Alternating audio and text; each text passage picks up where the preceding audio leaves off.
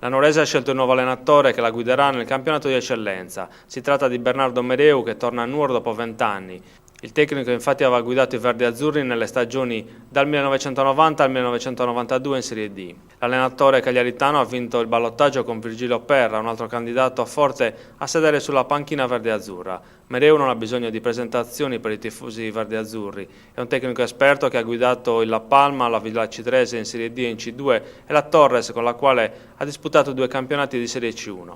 La notizia dell'ingaggio di Mereu è stata comunicata direttamente dal presidente verdiazzurro Michele Artedino, che ha siglato l'accordo col tecnico poche ore fa.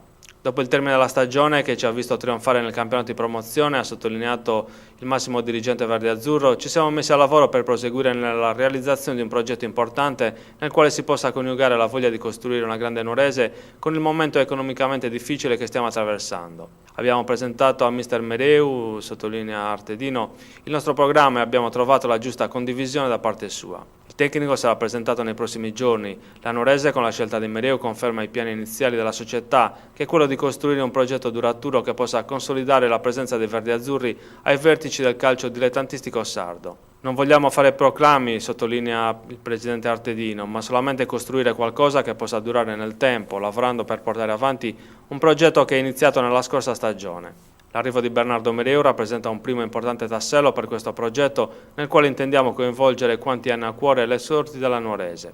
Ora, riempita la casella del tecnico, c'è da fare il mercato per allestire una formazione in grado di competere ai vertici del campionato di eccellenza.